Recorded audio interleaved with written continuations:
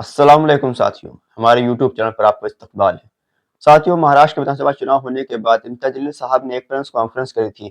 उस press conference के अंदर इम्तियाज जलील साहब ने 5 वीडियो दिखाए थे और ये उसपे साफ-साफ नज़र आ रहा था किस तरह से पैसे बाँटे जा रहे हैं, किस तरह से नोटों का खेल हो रहा है और ये पैसे बाँटने वाले कोई और नहीं थे बल्कि भाजपा के प्रत्याशी के करीबी लोग थे। तो साथियों, इम्तियाज जलील साहब ने इलेक्शन कमीशन से शिकायत करी थी किस तरह से नोटों का खेल वहाँ पर किया जा रहा है और कुछ लोग ये भी कह रहे हैं कि अगर नोटों का खेल वहाँ पर ना होता, पैसों का खेल वहाँ पर ना होता, तो इम्तियाज जलील साहब चुनाव जीत सकते थे।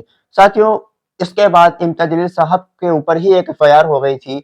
उस पर असदुद्दीन ओवैसी साहब ने अपनी प्रतिक्रिया जारी करी है और साफ-साफ इलेक्शन कमीशन से ये मांग करी है कि जो नोट बाँट रहे थे, जो पैसे बाँट रहे थे, उन पर सख्त-सख्त कार्रवाई होनी चाहिए। अब तक उन पर कार्रवाई नहीं हुई है। उल्टा इम्तियाज जलील साहब पर एफआईआर दर्ज कर ली गई है। साथियों, असदुद्दीन ओवैसी साहब का ये बयान आपको पहले सुनाते हैं, उसके बाद हम आगे की बात करते हैं। महाराष्ट्र इलेक्शन के बारे में क्या बहुत सारे लोग ये कह रहे हैं कि ईवीएम का घोटाला है। आप इसको कैसे देखते हो? और ये वाकई में जैसा औरंगाबाद में आप भी देखे हो, आप घूमे हो, यहाँ पर पैसा ज़्यादा चला है।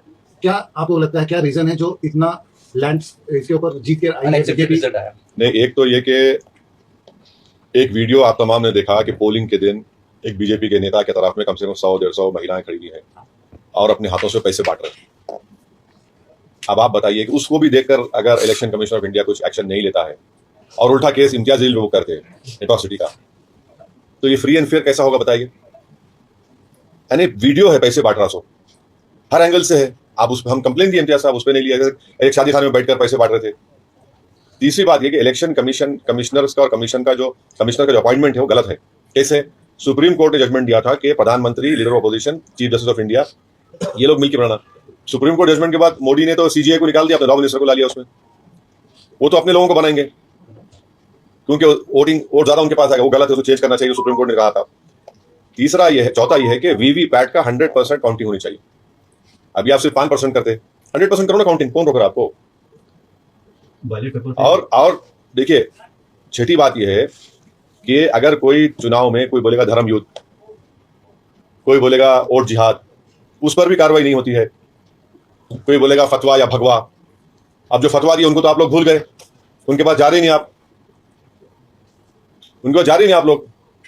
तो ये तो ठीक नहीं है ना। तो इलेक्शन फ्री एंड फेयर होनी चाहिए। फ्री एंड फेयर जब नहीं होगा तो फिर तो फायदा उठ जाएगा, उठा लेंगे।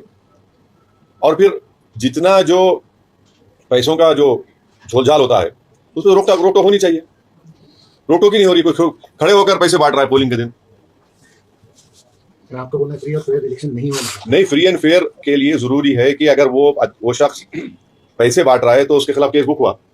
केस भी बुक नहीं हुआ उसके खिलाफ, उसके आप ना इंक्वायरी ऑर्डर करते हैं, ना आरओ बोलता है कुछ। भाई आरओ क्या कर रहा है? औरंगाबाद सेंट्रल का आरओ, ईस्ट का, उसको तो दिखना चाहिए ना कि हो रहा है। तो उसका तो काम है आरओ का। आरओ साहब क्या किए? आरओ साहब कुछ नहीं किए। सीओ साहब का काम था, ईसीआई का काम था, कुछ नहीं हुआ है। अब ये जो डिबेट हो रहा है कि ईवीएम चाहिए या बैलेट पेपर चाहिए, क्या चाहिए, ये डिबेट अब देखेंगे आगे क्या होता है। मगर इलेक्शन कमिश्नर्स के अपॉइंटमेंट में जो प्रेजेंट बिल, जो कानून बनाया गया मोदी सरकार तरफ से, गलत है। उसको सीजीआई को रखना चाहिए। सीजीआई को उसको निकाल दिया, लॉ मिनिस्टर को रख दिया आपने। अच्छा, वो तो फाइनल, उससे पहले एक कमेटी है, उसमें भी लॉ मिनिस्टर है। एक कमेटी है जो सेलेक्ट। तो सुना साथियों और किस तरह से बैरिस्टर असदुद्दीन ओवैसी साहब ने इम्तियाज जलील पर हुई एफआईआर पर अपनी प्रतिक्रिया जारी की है। साथ ही साथ जो लोग नोट बांट रहे थे, जो पैसे बांट रहे थे चुनाव के दौरान, उन पर कार्रवाई करने की मांग करी है। साथियों, इम्तियाज जलील साहब से 2000 वोट से ये चुनाव हारे हैं और यहाँ पर बड़ी मात्रा में पैसों का खेल, नोटों का खेल होता हुआ नजर आया है। अगर ये पैसों का खेल ना होता तो क्या इम्तियाज जलील साहब चुनाव जीत सकते थे? इस बात पर भी चर्चा तेज हो चुकी है। साथियों, एआईएमआईएम पार्टी महाराष्ट्र के अंदर 16 विधानसभा सीटों पर चुनाव लड़ी थी। इसको सिर्फ महज एक मालेगांव विधानसभा सीट पर जीत हासिल हुई है। बाकी सारी सीटों पर एमआईएम पार्टी चुनाव हार चुकी है। एमआईएम पार्टी यहाँ पर मजबूत संगठन के साथ चुनाव लड़ी थी, लेकिन उसके बावजूद एमआईएम पार्टी को कामयाबी नहीं मिल पाई है। इस पर बहुत से लोगों की प्रतिक्रिया आ रही है। साथ ही साथ कुछ लोग ईवीएम पर भी दोष दे रहे हैं, कुछ लोग पैसों खेल जो हुआ है उसको दोष दे रहे हैं। हो सकता है एमआईएम पार्टी की 2 से 3 सीटें और बढ़ाई जा सकती थी, लेकिन ऐसा नहीं हो पाया है कि एमआईएम पार्टी यहाँ पर चुनाव जीत पाती। साथियों, महाराष्ट्र के विधानसभा चुनाव में एमआईएम पार्टी जो हार मिली है, उसके बाद कल बैरिस्टर असदुद्दीन ओवैसी साहब ने औरंगाबाद आए। औरंगाबाद के अंदर कार्यकर्ताओं से मिले, कार्यकर्ताओं से मिलने के बाद उनके अंदर एक नया जोश भरा और उनको आगे के लिए मजबूती के साथ लड़ने और मजबूती के साथ तैयार रहने के लिए कहा।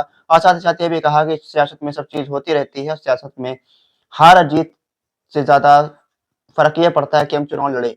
साथ ही उसके बाद रात में एमएम पार्टी के अध्यक्ष मालेगांव भी गए। मालेगांव के अंदर एक बड़ी सभा के अंदर कई लोगों को टारगेट किया, जिन लोगों ने इम्तियाज जलील साहब को समर्थन न देकर बल्कि समाजवादी पार्टी के प्रत्याशी को समर्थन दिया था, उन पर भी बैरिस्टर असदुद्दीन ओवैसी साहब ने खुलकर उन पर तनकीद करी और ये कहा है कि आज आप लोग कहाँ हैं जिन्होंने कहा था कि इम्तियाज जलील को वोट मत दो, समाजवादी पार्टी के वोट दो। समाजवादी पार्टी के प्रत्याशी से 5000 वोट पा पाया और इम्तियाज जलील साहब 91,000 वोट पाए और 2000 वोट से चुनाव हार गए। आखिर वो लोग कहाँ हैं जो ये कह रहे थे कि फारूक शाह को वोट ना दो बल्कि समाजवादी पार्टी के प्रत्याशी को वोट दो। समाजवादी पार्टी का प्रत्याशी सिर्फ 1700 वोट पाता है, वहीं फारूक शाह साहब 61,000 वोट पाते हैं। आखिर ये लोग फारूक शाह साहब 70,000 वोट पाते हैं। आखिर वो लोग कहाँ हैं आज? आज वो लोग क्यों नजर नहीं आ रहे हैं? लोगों ने महाराष्ट्र के अंदर भाजपा की सरकार लड़ने में मदद करी है। भाजपा की सरकार वहां पर जो आई है वो ऐसे लोगों की वजह से है जो खुलकर यहाँ पर सपोर्ट और विरोध का काम कर रहे थे। साथियों, एमआईएम पार्टी यहाँ पर 2 से 3 सीटें और जीत सकती थी, लेकिन कुछ खामियां रह गई, इसकी वजह से एमआईएम पार्टी चुनाव नहीं जीत पाई। हालांकि एमआईएम पार्टी मजबूती के साथ काम करती रहेगी महाराष्ट्र के अंदर और मजबूत के साथ इंशाल्लाह आगे आने वाले चुनावों में नगर पालिका और महानगर पालिका के चुनाव जो होंगे उसमें मजबूती के साथ हिस्सा लेगी और इंशाल्लाह ताला एमआईएम पार्टी यहाँ बड़ी कामयाबी हासिल करेगी। साथ ही उसके साथ साथ दिल्ली का विधानसभा चुनाव भी नजदीक है। दिल्ली विधानसभा चुनाव में भी एमआईएम पार्टी इस बार चुनाव लड़ने जा रही है। दिल्ली विधानसभा चुनाव में एमआईएम पार्टी इंशाल्लाह इस बार अपना खाता दिल्ली के अंदर भी खोलेगी। उसके बाद बिहार का विधानसभा चुनाव भी है। बिहार के अंदर एमआईएम पार्टी मजबूत है। पिछले बार 5 विधानसभा सीटें एमआईएम पार्टी ने जीती थी बिहार के अंदर। इस बार इंशाल्लाह इससे भी ज्यादा सीटें जीतने के इम्कान नजर आ रहे हैं। कुछ नए-नए लीडर्स एमआईएम पार्टी में बिहार के अंदर शामिल हो रहे हैं। साथ ही साथ आरजेडी और जेडीयू वगैरह कांग्रेस के बड़े-बड़े नेता एमआईएम पार्टी में शामिल होने के लिए कतार में खड़े हुए हैं, ऐसा अख्तरुल इमान साहब का दावा है। साथ ही साथ एमआईएम पार्टी जो नगर पालिका महानगर पालिका चुनाव महाराष्ट्र के अंदर जो होने उस पर इस बार फोकस कर रही है और बीएमसी चुनाव में भी एमआईएम पार्टी मजबूती के साथ इंशाल्लाह इस बार लड़ेगी और इस बार बीएमसी के अंदर भी एमआईएम पार्टी बहुत मजबूती के साथ अपनी उपस्थिति दर्ज कराएगी। साथ ही साथ मालेगांव के अंदर एमआईएम पार्टी का मेयर बनाने का यहाँ पर रणनीति है। साथ ही साथ औरंगाबाद के अंदर भी एमआईएम पार्टी मेयर बनाने की रणनीति पे काम कर रही है।